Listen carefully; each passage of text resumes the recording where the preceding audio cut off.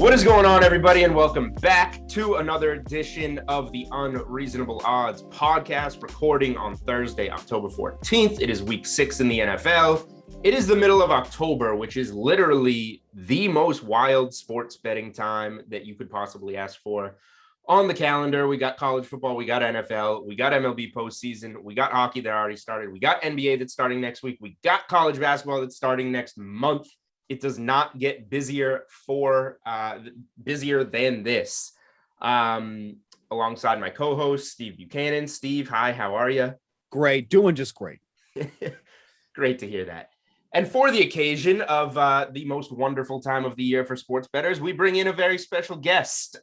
You, as a sports bettor, if you're a sports bettor, you listen to this podcast often, you probably know him. Bill Krakomberger. You can find him on Twitter at Bill Crackman. Professional sports bettor. Make sure that you download the Crack Wins app, available on both Apple and Google Play. You'll get the inside world of the Crackman and his weekly picks, betting strategies, and insider information. Check out crackwins.com for his full library of content. I did just introduce him, but the man needs no introduction. Bill, welcome to the Unreasonable Odds podcast. How you doing, man? Well, thanks for having me on, guys. I look forward to this, believe it or not. You know, I do, 11 shows a week I was doing the first 3 weeks of the NFL. This one I looked forward to. Talk a little bit about little bit of DraftKings. So thanks for having me on. Appreciate you guys both and look forward to hear what you got to say to me.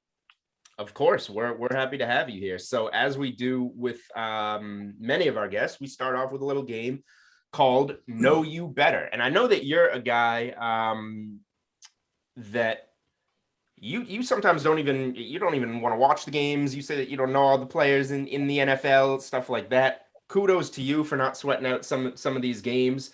And but we ask this to everyone when they come on, and it doesn't need to be your highest plus odds win. It doesn't need to be what you won for the most money. It's just your personal favorite win of your sports betting career.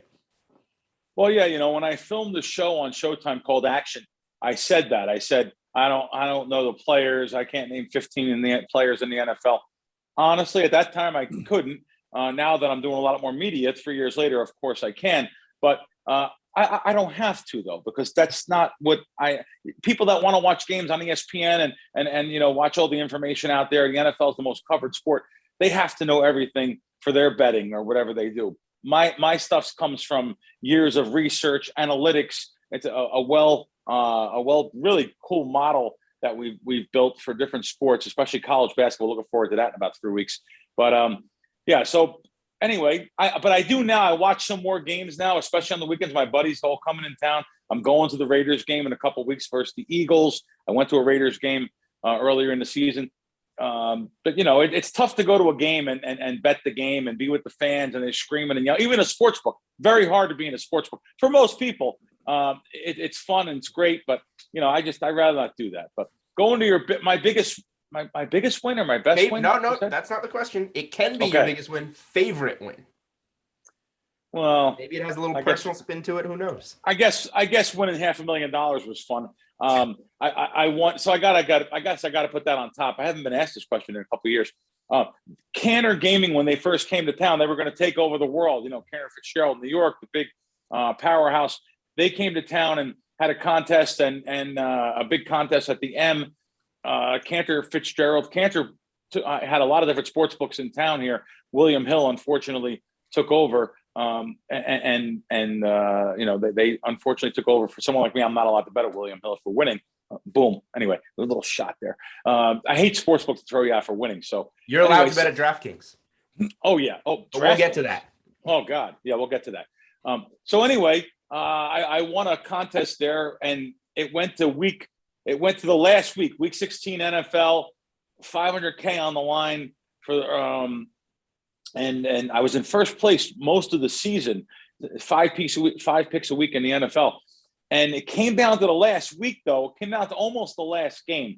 It was a very close contest. I was a game and a half. I think I was ahead going into the last week and went 4-1 that last week to secure the win. It was always nice. Me and my partners got to split that. $490,000 actually was the amount of money. So that was probably the most memorable.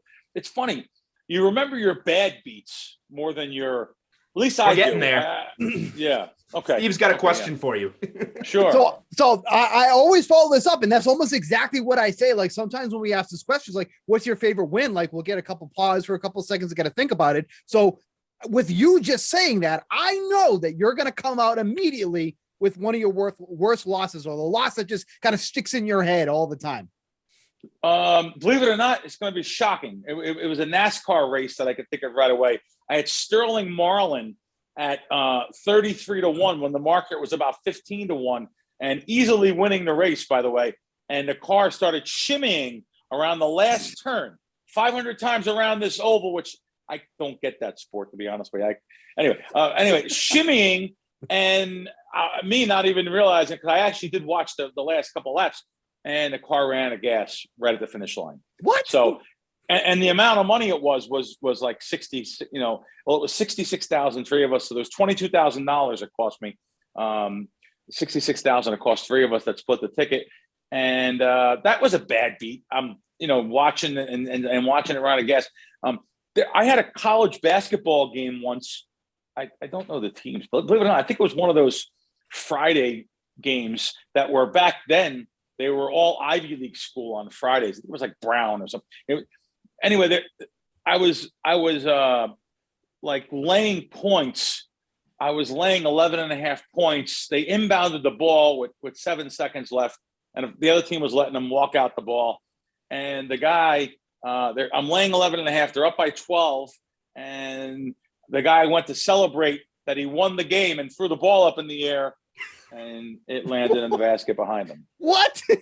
Yeah. When what? Yeah. Do you know roughly the timeline of this? Because I need to see this one. Yeah, that was early 2000s. That was like 2001. Okay. I've been betting sports professionally for 28 years. I think it was around 2001, 2002. That one sticks out because I actually watched the games more. I did my own models. But it went in the other team's basket.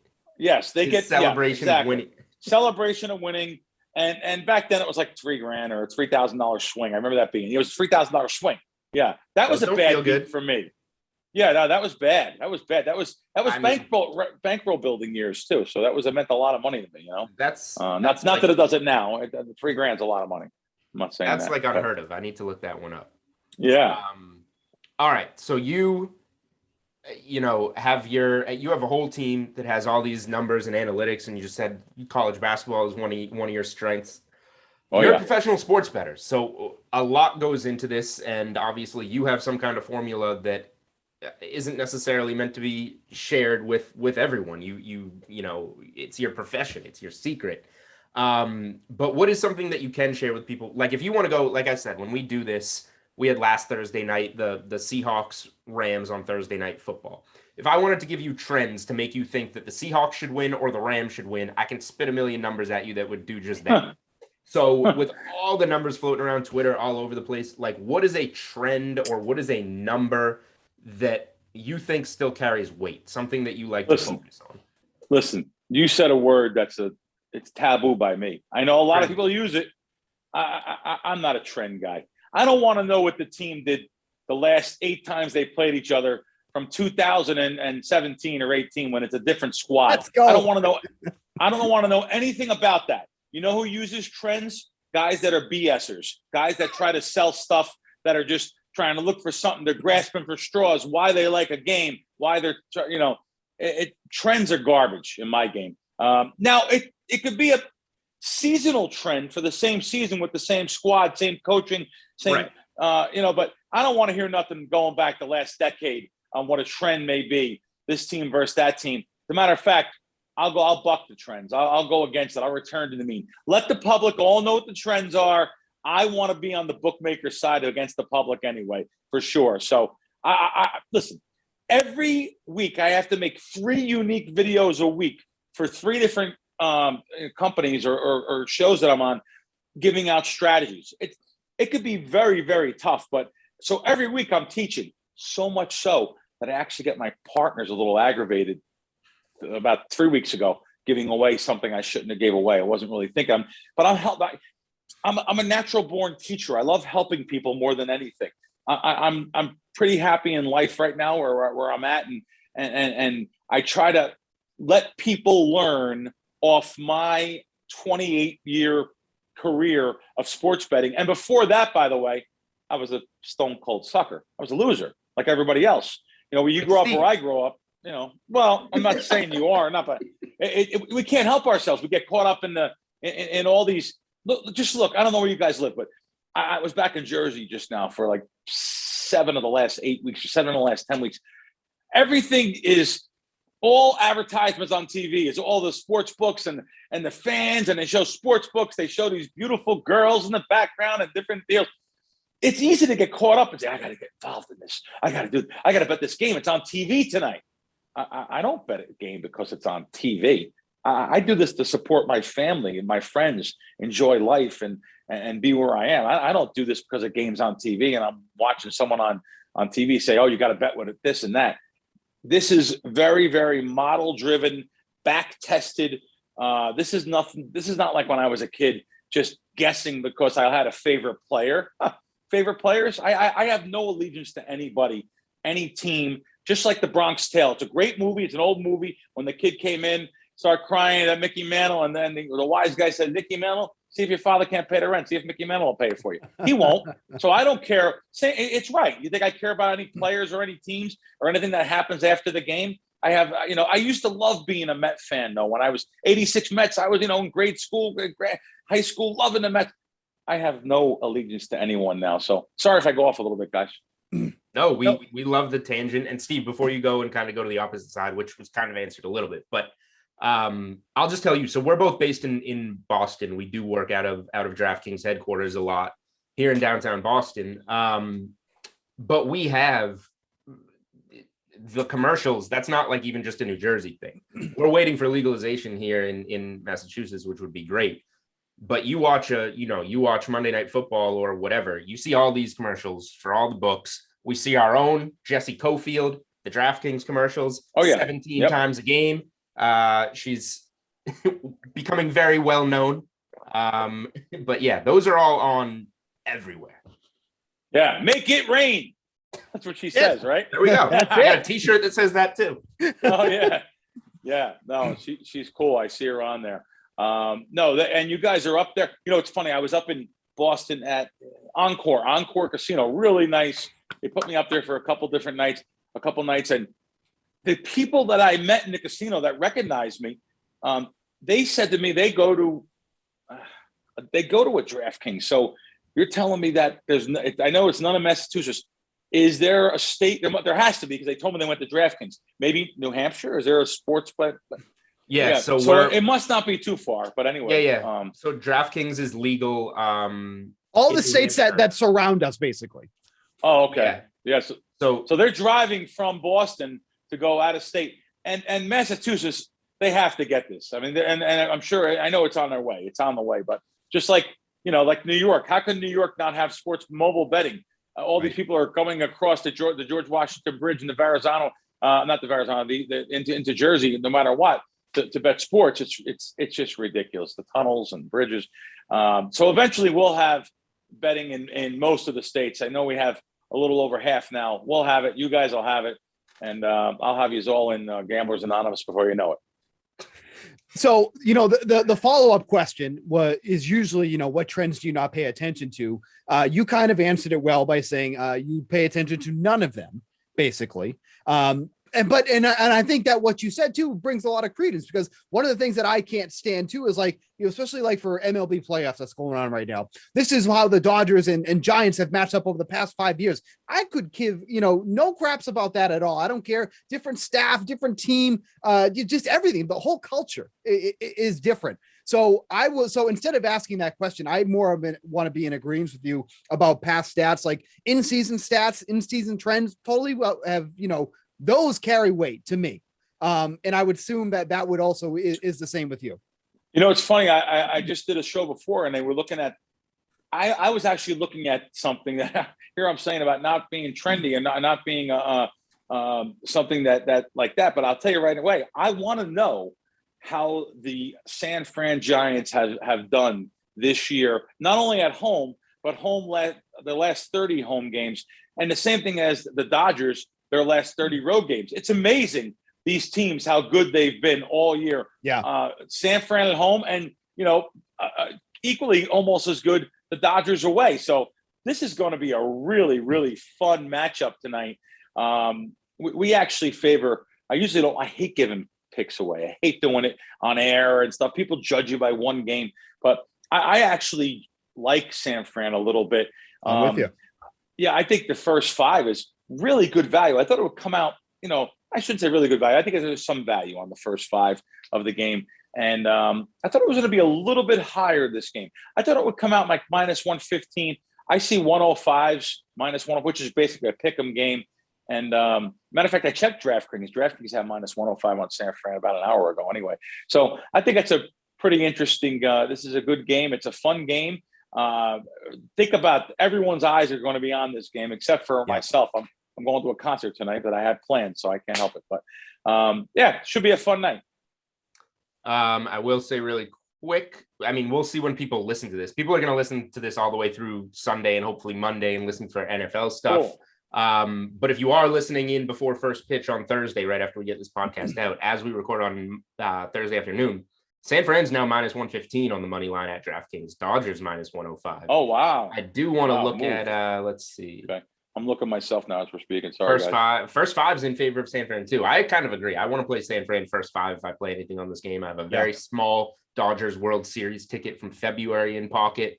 So if I could have my ideal scenario, I cash San Fran first 5. Dodgers win the game and keep my ticket alive. And we thread. I'm with you. Yep, I'm with you. I have a Dodger pick. I have a Dodger win the World Series from early in the season. But I'm not betting the San Fran to hedge tonight. Don't get me wrong. Right. I'm not betting as a hedge. I hate hedging bets. It's just not. You're going to hedge something that's actually a good mathematical bet. I'm not a hedge guy. But yeah. So we're in the same exact situation there, Julian. You and I. All right. So you mentioned, back in the day, bankroll building and whatnot, and a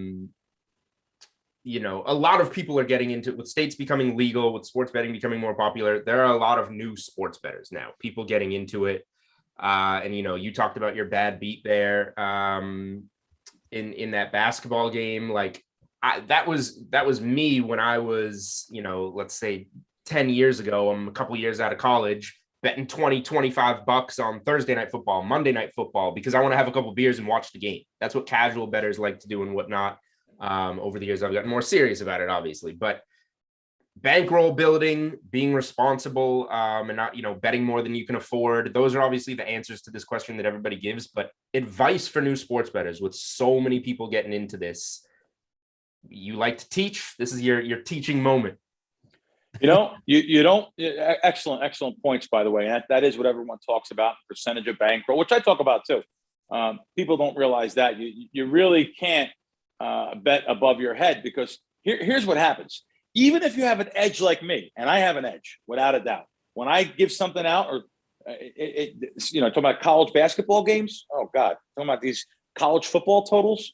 But by the time I'm done giving it out to my people, it's moved 2-3 points sometimes. So you have an edge doing this. Even with that edge, if you bet above your bankroll, if you have $1,000 bankroll just allotted for sports betting, not for going out shopping, not for going to dinner, not for buying beers with your buddies. If you have $1,000 bankroll just allotted for sports betting, and you bet $100 per game, I know it sounds like so little, right? $100, that's nothing. It's 10% of your bankroll. Even with the best info in the world, like myself, there's no way you can avoid not going broke. That's right. You can't avoid it, because, you have to go back and use simulations over time. Something even with, let's say, a 5% edge, it doesn't matter. If you take a coin and flip it thousands and millions of times, yeah, it should come out about even. But during those simulations of those coins, you're going to have 10, 12, 15 in a row, heads or tails. That means during those periods, you will go broke with the best information, drawing the parallel to sports betting by betting too much. 2 to 3%, absolutely correct. I know it's a beaten down subject. Absolutely correct. You can't bet more than that. And I'll tell you something else that you should have in your repertoire. Again, this is one of those things. See, Bill, you're talking too much, giving too much of stuff away here. You gotta.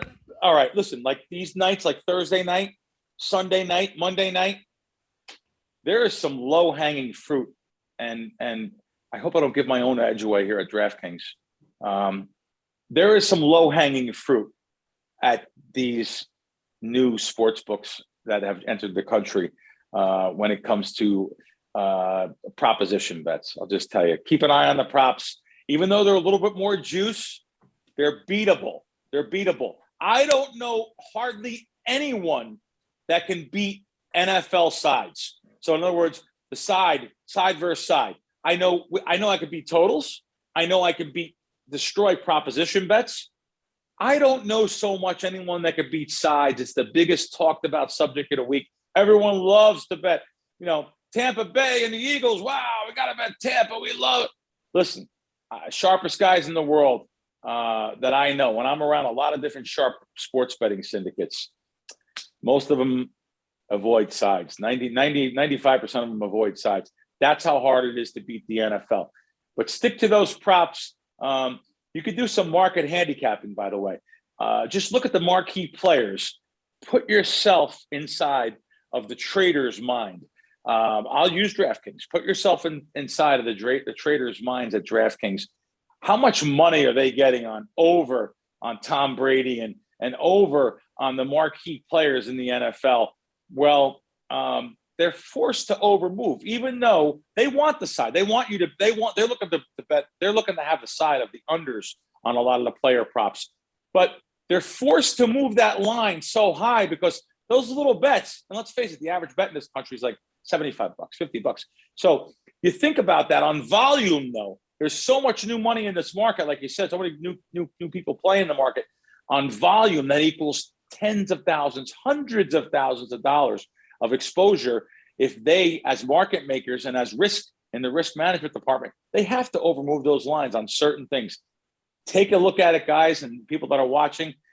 Maybe even write down the opening line compared to the closing line. And again, that last half hour of trading, the last half hour before kickoff is when you'll maybe find some of that low-hanging fruit. All right. Well, we at DraftKings, obviously starting as a DFS company, very much into the player props here. Steve and I, talk about it weekly on this podcast. I happen to think this Thursday night football game, Bucs Eagles, is a very good player prop game. We have the worst passing defense in the NFL going against one of the worst rushing defenses in the NFL. Before we move on to talking about DraftKings a little bit and your history with DraftKings, Bill, you have any more questions, Steve, in this segment? Nope, that's good. We're good. All right. Let's talk about DraftKings a little bit. And if you haven't watched that action series on Showtime, I would highly recommend doing so. I watched it when it came out. I thought it was excellent. And one of the things that I noticed in there, and this goes back, if you haven't seen it, I won't spoil anything, but it basically accumulates to the Patriots-Rams Super Bowl that Brady, Belichick, and the Pats won, low-scoring 13-3 game over the Rams. You're based in Vegas. You decided to watch that game in New Jersey, either at a DraftKings Sportsbook or you were constantly, at the DraftKings Sportsbook that week. Because of all the things that DraftKings player prop wise opens up, allows you to bet early, allows you to bet for more money. You want to explain that process, I guess, of what goes into that. We actually filmed at the DraftKings at resorts in Atlantic City. We filmed the Super Bowl there. That was our final episode, which is a great episode. Really good, guys. Action on Showtime. It's on Showtime on demand. And I basically let the cameras just follow me around. So there was some other agendas from the other guy there, but I'm not here to say anything bad or good. He's talking about the goat whale play guy, Steve. Yeah. Okay, that's all you need to say. We get it. Yeah. It's not good. It's not good though to down anybody else. I'm just saying. But so you see the difference in handicappers and bettors, and you see the people that bet their own real money. It's just a different way of I think I like to think of myself as the real deal. I put my own money up and put my money where my mouth is. So we filmed at DraftKings, and it was fantastic filming there. And I'll tell you, there is more ways to bet a game at DraftKings on a Thursday night football, let's say, than every single sports book in this town of Las Vegas combined. I can bet 200 different bets. That's low, by the way. I'll give Vegas a break and only say 200. There's more than that. 200 different ways to bet a game at DraftKings. I can add up every sports book in this town, and I don't come within half of that. We need, and we will get them. Their home offices, I think their home trading offices are, or I don't know if the trading offices, but I know they have home offices here also, not just Boston. We need DraftKings here, and I'm hoping that the Golden Nugget downtown next year gets that with the acquisition of the Fertitta brand, online brand. We need that for competition here. We need that for DraftKings here. I listen. There's tons of different ways, and I think DraftKings either they have so much square business, which I'm sure they do, or they may take a little position. I find everything from live bets to proposition bets to sometimes even those NFL sides with extra half a points or they move the juice a little bit there. I'll find more things at a book like DraftKings than I could find almost anywhere in the country. I hate to do any commercial for DraftKings because they're not paying me nothing to do it, but they're good with bonuses. They've been really good with me. I'll tell you, I have to give I have a DraftKings host. He's been fantastic. At first, the first month I was down, I think 30 grand in 3 weeks. And he gave me a really nice bonus, and I beat them for six figures since then. So it's very nice of them. I'll just be I'll just say that. I'm not going to say the amount, but I've won a lot of money from DraftKings. They've been very nice to me. No need. We're glad that you're enjoying, and we're glad that you're on here telling the people how much you're enjoying, and what types of things to look out for. All right, so that's kind of some overarching talk, but let's get into a little bit of week 6 in the NFL here. I have my best bets article up on the DK playbook. We'll just go to Sunday. Steve, you want to take us somewhere on Sunday here to start us off? Yeah. One of the games that I wanted to bring up, and this is going to be probably a pretty popular game overall for people for betting, is this Chiefs-Washington football team game that's coming up. Obviously, the Chiefs are coming off a loss last week. Patrick Mahomes has not looked, and the Chiefs overall have not looked, overly great. Like, obviously, Patrick Mahomes is still doing his thing, but this team is in last place over in the AFC West. A lot of people looking for them to bounce back in this game against, what was thought to be, the top defensive team in the league. Like, that's why Washington made it as far as they did last year. They've been anything but that so far during this season thus far. These are the two teams that have actually allowed the most points in the league right now. It starts off with the Kansas City over 32 points per game. Washington is second at 31.3, I believe is the number thus far. What are your overall thoughts on this? Because, the Chiefs are obviously going to be a very public favorite because of just that name. They're the Chiefs. They're Patrick Mahomes. How do you handle this type of situation? Because on a normal basis, you look at 6.5 and you go, oh, Chiefs should be able to cover that. No problem. But, this is going back to the trends thing. They've actually been one of the worst cover teams in the league over the past year or so. What do you think about this one? Because I think this is actually the most interesting game on the board. It opened up 6.5. It's still 6.5. Yeah, it right. Opened up 56.5. It's still 56.5. That's amazing. That's usually you'll get half point moves here and there, especially on a public team like Kansas City. I have no real opinion on a side or total, but I'm going to give you guys one of my favorite prop bets on a game like this. This is you pick the game. I mean, look, you guys pick the game. There's not another game on the board. No, there isn't that I really like a prop bet here and on this game. So they're basically saying there's going to be 56.5 points scored. I'm not going to say 8 touchdowns because there's some field goals in there. All right, they're saying 7 touchdowns, maybe 8 touchdowns. There's a prop I like on this game, and DraftKings always puts it up too. Will the shortest touchdown be 1.5 yards? The under is always usually laying at like $1.20, $1.30. Up to $1.30, this is a really strong bet. I would bet this, and the reason why I don't really talk about this much, this type of a bet, because it's a midday game. It's not. Let's see what time it starts. Yeah, it's a it's midday game. It's not a prime time game. It's not Sunday night. It's not Monday night. But again, with a book like DraftKings, they put up props on every single game, and they'll put up this prop. So under 1.5. Make sure you guys grab that if you can get that in. I don't know if you guys even can bet or are allowed to bet with DraftKings, but other sports books offer it also. But yeah, but no real opinion on. Again, you're not going to get there. You're never going to get an opinion out of the side on. It's any given Sunday. The old thing, the old adage still lives. Any given Sunday, anything can and will happen, and absolutely does. But unusual to see this game open up and still stay exactly the same. Kansas City definitely. This total ticked down. We're 54.5 now.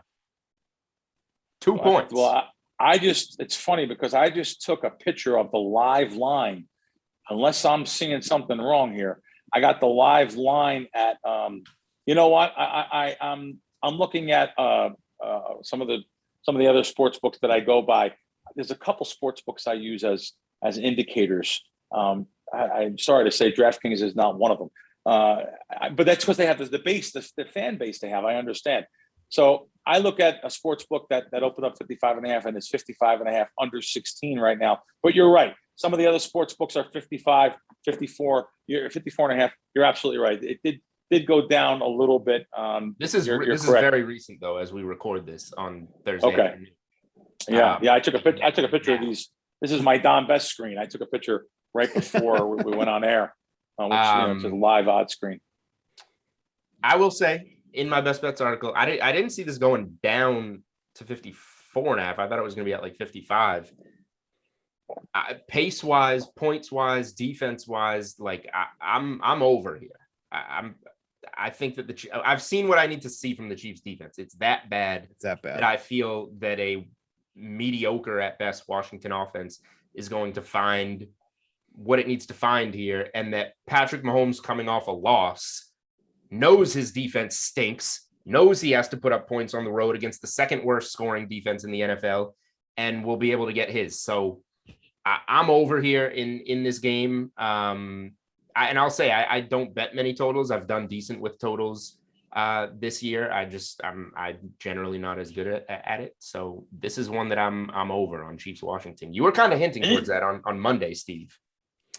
Yeah, no, I agree too. And now that the total's gone down a couple points too, I mean, that makes it all the more, enticing, because 56.5. I mean, that's just an absurd amount of points. It really is. I think that, obviously we've seen that before, that's nothing new, but to ask for, that's where you need to get over. It's just an absurd amount. So I didn't think it was going to come down. Total on the board. Yeah. I didn't think it was going to come down as far as it has.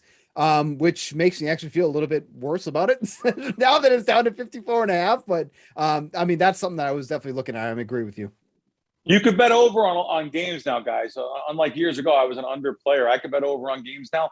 Some of the teams that are like 6.5, like this game, 7-point favorites, you might want to think, just in case the game gets a little out of hand, they're up by 21 or something, right, when the points slow down in the fourth quarter.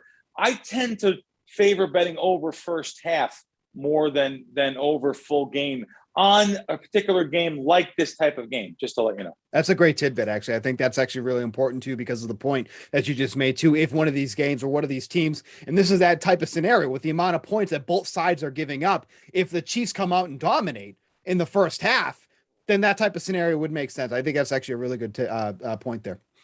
Cool.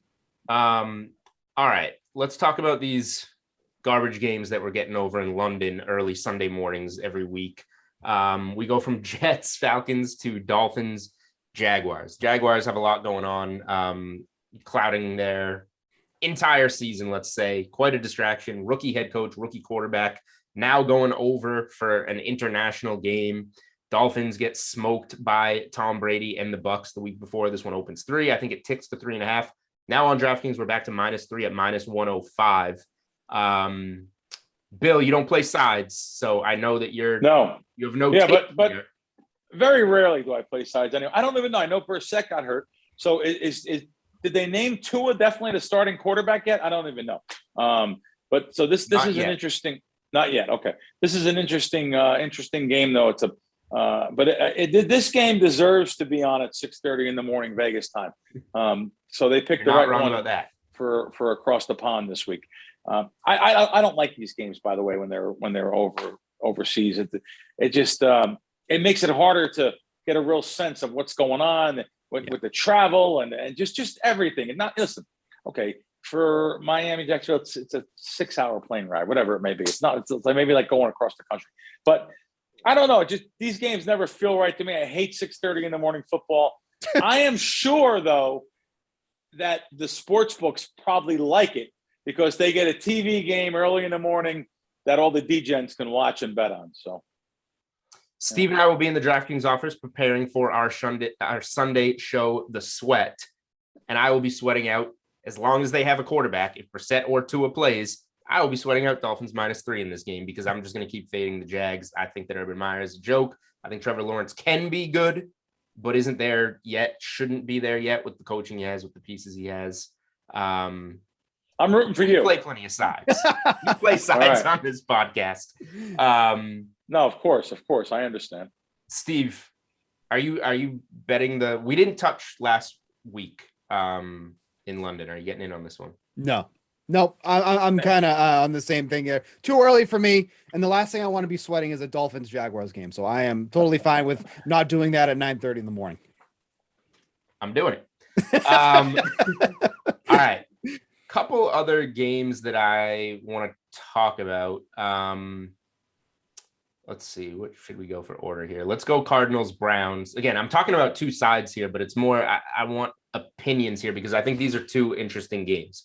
Cardinals at Browns and Cowboys at Patriots. Cardinals are undefeated. They're 5-0.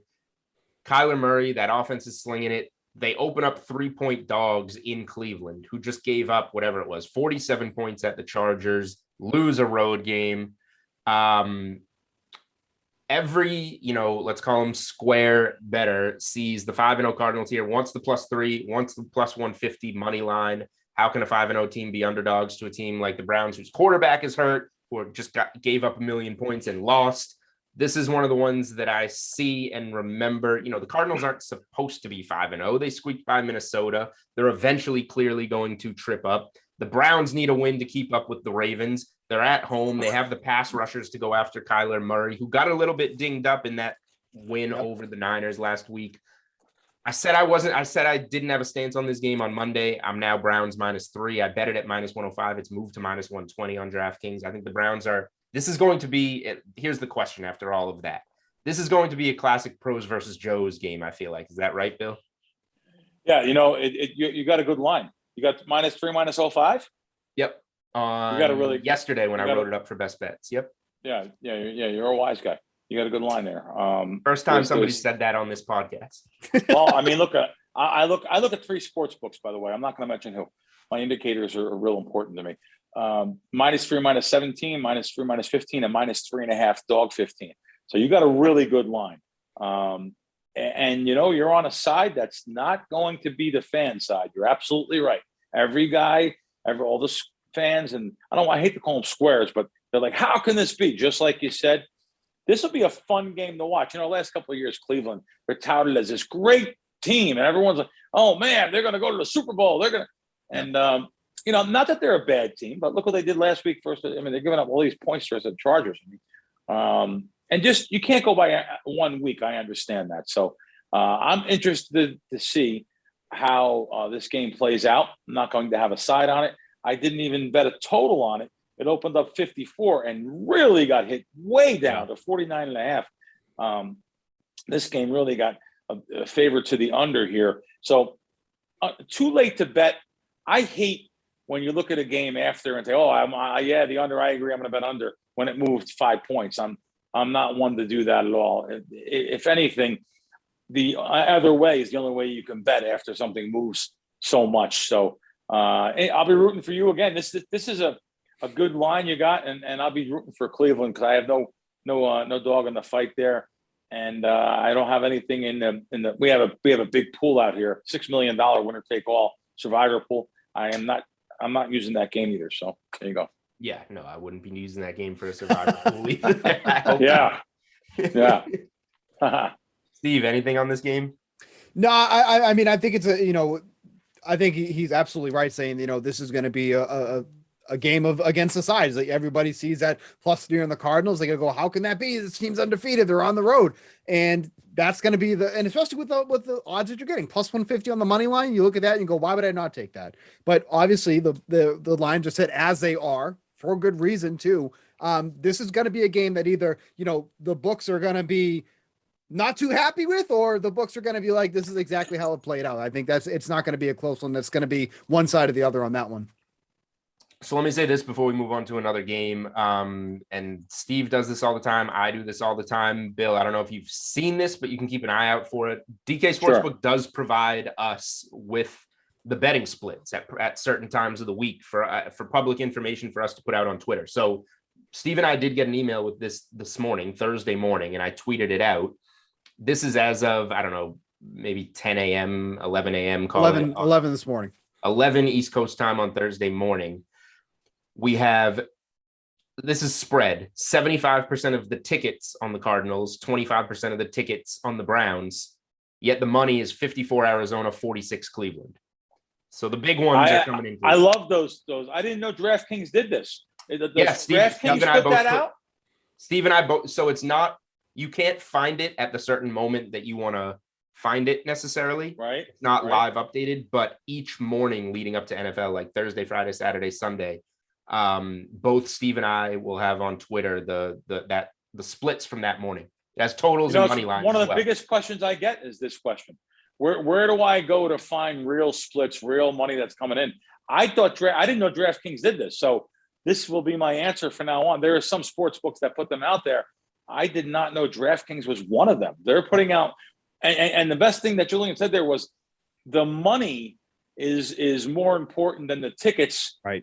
Just to know where the money is. But then again, if you want to just be against the public, you could find out how many tickets were written, how many bets are written on one side too. So this is a pretty cool thing to look at. So people always ask me it too. So thanks for letting me know just to throw this out real quick too. Like for example, like both Julian and I put out the splits for tonight's game, and you can see that like the Bucks are unbelievable public favorites. Hold on. Oh yeah.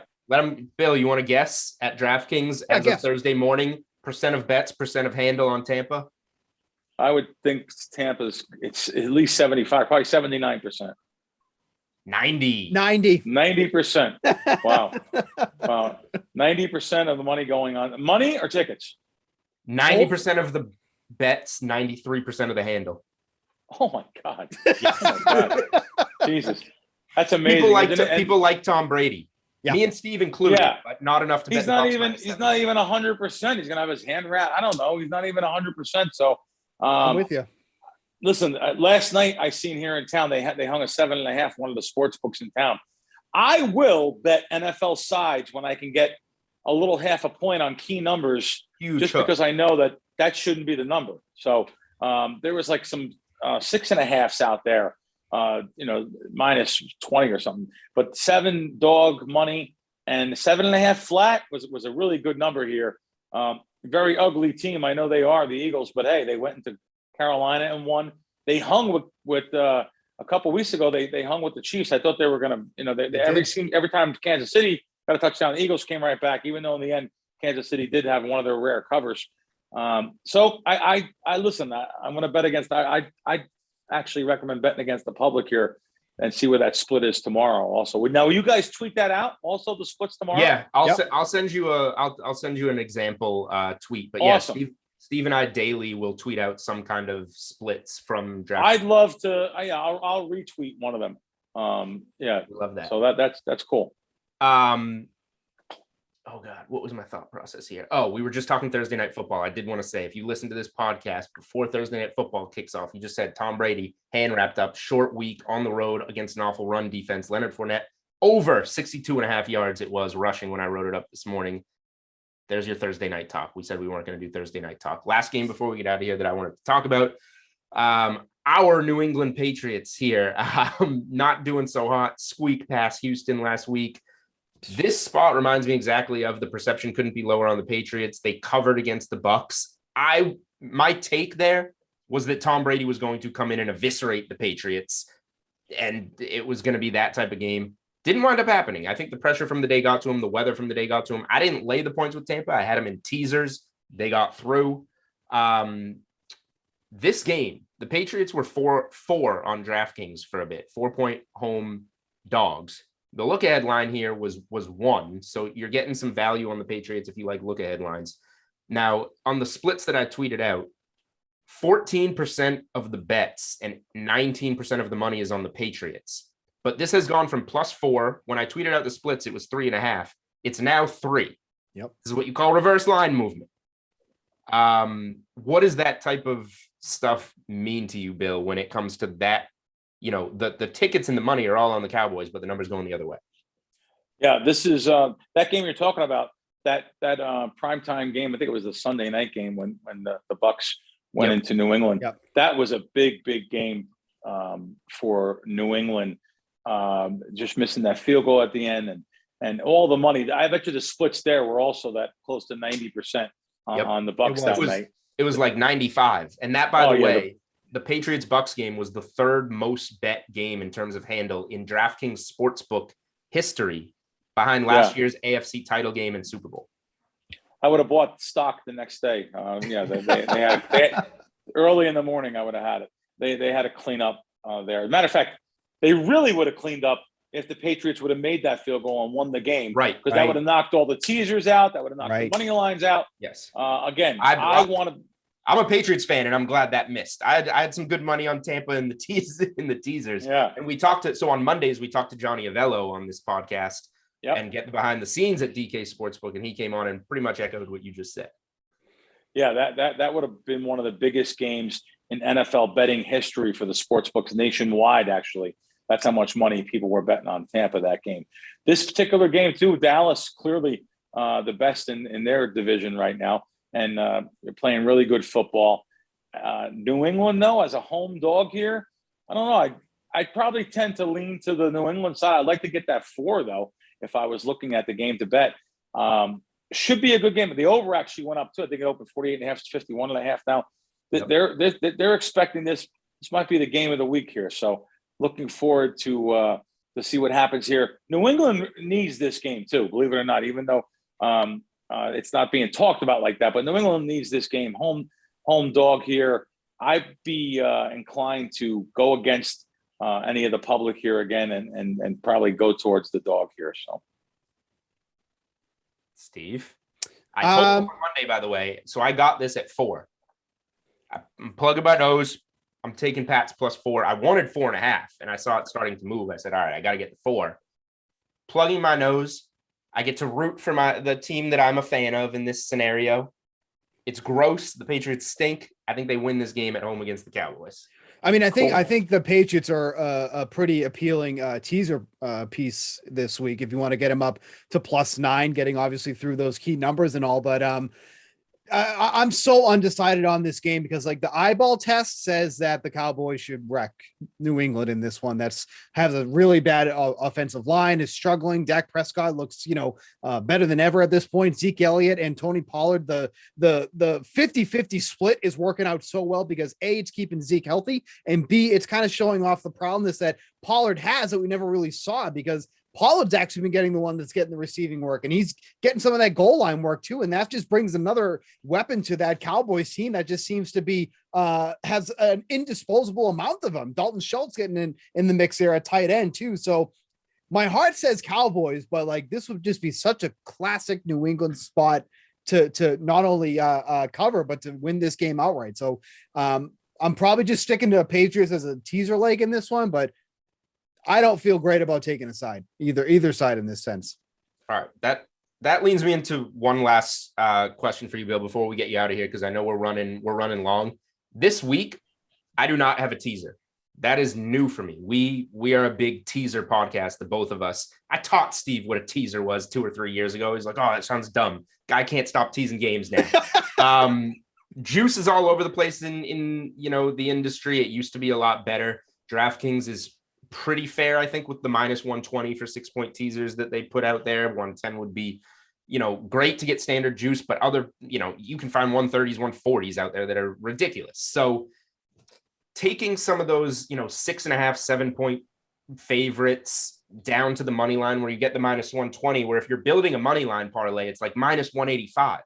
I see that value and I just can't get over it when I take two of my favorites from that week. Just in, a minute or two here, your thoughts on where 6-point teasers are in the industry right now, because they're becoming more popular and I think they have great value. When I first started in the 90s, I had even teasers, 6-point even teasers at many different sports books. 110, I'm not looking to even lay 120. But Steve did say something about teasing to 9.5. I have no interest in that. If I'm going to tease there, Steve, in this situation, it was 3.5. I would tease to 10.5. I'm looking to tease through it's not that it's one of the key numbers, but it's probably about the fifth choice, to 10. I would tease not to 9.5 because it's not a big deal. 6-point, I would go take the 7 points and go through the 10 to 10.5. And I'm not saying I'm even doing that. I like to tease down, home favorites down from 8.5. 8.5 is my number one usually, because I could tease it to 6-point right through the 7, through the 3 to 2.5. But talking about this stuff over the years has cost me money, because now the sports books, even on the 7-point teasers, I used to lay $1.30. There's books out here charging $1.60.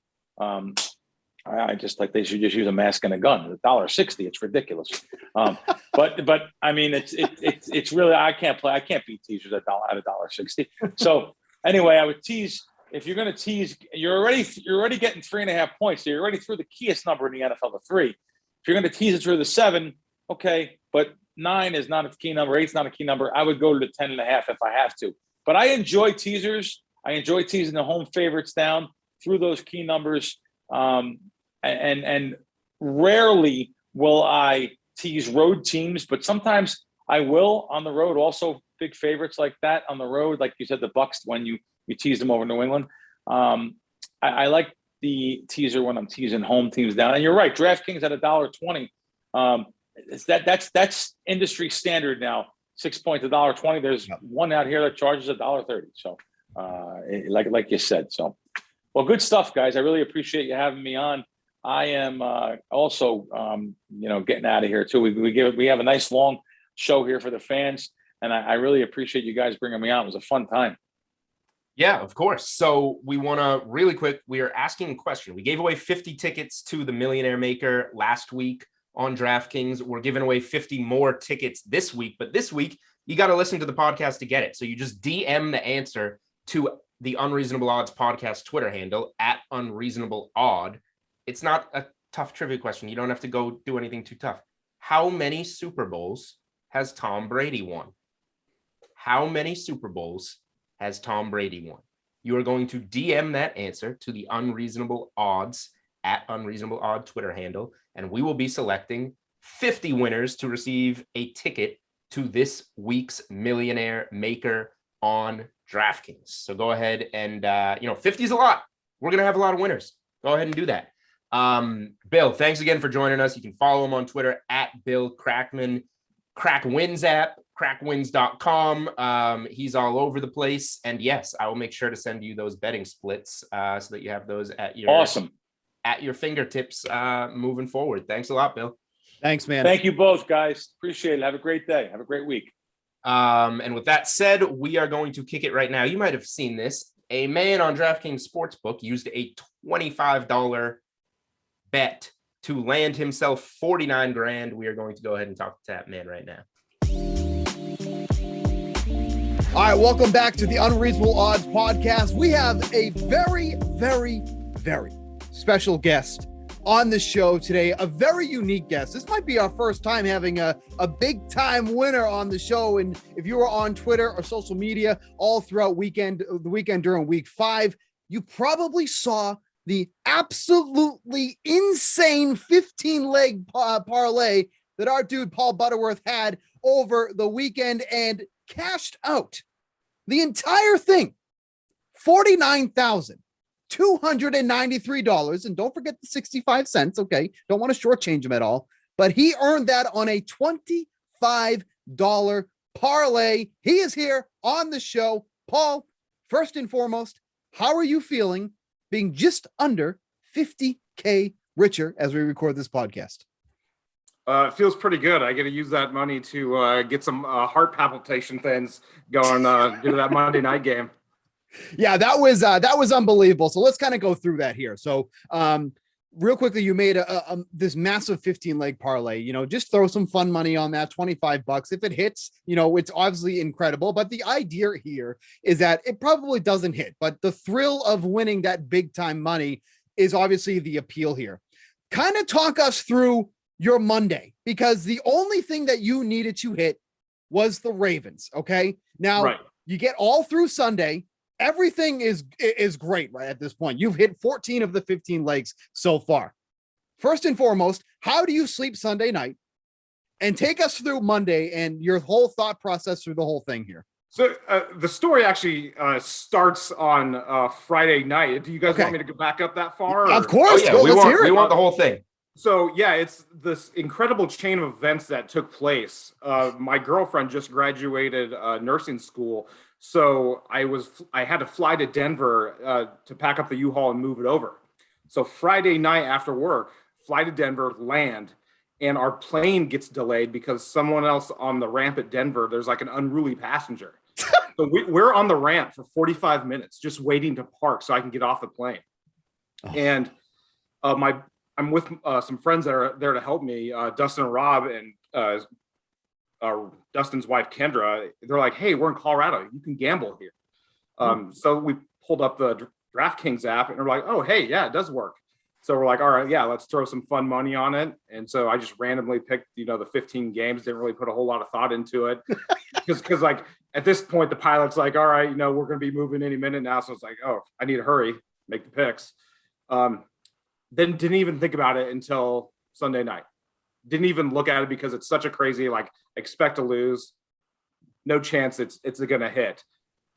Fast forward to Saturday, moved the U-Haul over. My girlfriend and her mom are here, and her mom's never been in a small plane before. So I fly her up to Sun Valley, Idaho. Lo and behold, there's all these Gulf Streams sitting on the ramp, which is usually it's rich people area of town. And a Gulfstream's out there, and it's Jim Irsay. His Indianapolis Colts Gulfstream is sitting on the ramp in Sun Valley, Idaho. I'm like, oh, don't they play today? I'm like, oh no, they're the Monday night game. That's weird. So now Sunday night, go to a barbecue over my brother's house, and I finally take a look at the bets, and I'm like, oh, I'm 13 in a row right now. Like this Buffalo KC game matters. Yeah. So my stress level just went from like here to up here. And that game was definitely not Buffalo wasn't as favored nearly as Baltimore was. So, but the game was the exact opposite. Buffalo they had control of it most of the way. Yeah. So after that, I was excited because I knew I could hedge it at that point. Like easy money, I just made it. So Sunday night, I went to sleep feeling awesome. And I was trying to contact DraftKings, seeing like, hey, what's the process of this? Of how do I hedge and how do I cash out? And a gentleman called me on Monday, kind of mid-morning, early afternoon, called me and said, hey, you can cash out. And I'm trying it on the app. I'm like, it's not working. And he's like, oh, you're in Idaho. You got to be in Colorado. This is like 5 hours before kickoff. So I'm like, how do I get to Colorado? I can buy a ticket there on, Southwest and get there like by 4:30. And that was an option. But I decided to go a different route. Decided to drive to Jackpot, Nevada, about 2.5 hours away. I can go down to a casino there, hedge my bet. The other issue I ran into was that it's Columbus Day, so all the banks are closed. So getting cash in hand to go hedge this was tough. So I basically I had some friends give me some cash and stuff. So I took about $7,000 of cash down to Jackpot, Nevada, so I could throw it all on the Colts money line to hedge this thing. Get to Jackpot about an hour before Sportsbook's closed. So I cannot hedge this bet. I have to let it ride now, like by default. I am forced to let this game ride. And I don't feel too bad. Like it's definitely, it makes me nervous. But Baltimore's heavily favored. And then the game kicked off and I basically went into a downward spiral. All right. I didn't know half this stuff. This story is crazy. Yeah, it's wild, man. You basically stumbled into this parlay by accident because of a flight delay and because of friends bringing to your attention that you were in a legal DK Sportsbook state. So you stumble into it that way. And then, so my big question for you, you already answered. I thought that you had flown to Colorado to be able to either cash out or hedge come Monday. And they told me heading into this interview that you didn't do that. You just let it ride. So I thought that was your choice. And I was going to say, this man is Looney Tunes. But now I know that you actually went to a sports book with $7,000. Your full intentions 100% were to put $7,000 on the Colts money line before that game. I was going to. I think $7,000 would have paid me like 18 or 20. So it wasn't like a full hedge, but it was Sure. it was enough Either to like way, where you're making like a big chunk of money. Right. yeah. But I did forget. They did have a machine, an electronic machine there where I could place a bet.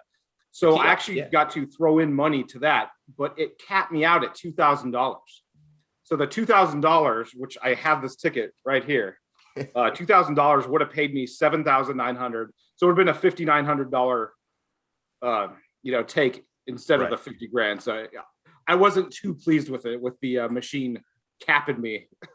Yeah, because the funny part was like when we found out that because we heard half of the story, so that you went down to potentially hedge your bet and then let it ride. And then I'm an absolute coward. Like the first score that Baltimore would have went down, I would be like, okay, I'm out. Like, I'm not doing it. Like, I'll just take what I can get. So when we found out that you didn't, we were like, the balls of steel on this guy to let this thing ride. But now the story makes a little bit more sense. But I can't even imagine the position you were in when they ended up going down. I think it was 25-9 at one point. Yeah. And I mean, they weren't even just down. The Ravens looked absolutely lifeless. So it felt like, Terrible.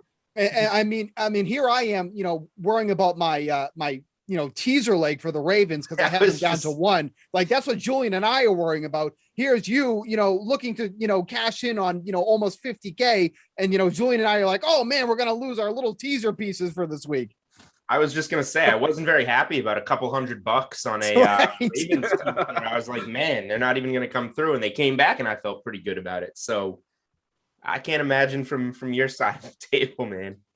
It was so nuts. Ever since like the first series when Jonathan Taylor took the screen pass, like 80 yards. Yeah. Like it was all downhill from there. Go. And I was just destroyed. And I actually left. I was so down. I left my hotel room, went for a drive, and my buddy called me because I had my friends call me, and they're like, "Oh, they just scored again!" Like the first part of the third quarter, I think it was like 16-3 now or something like that.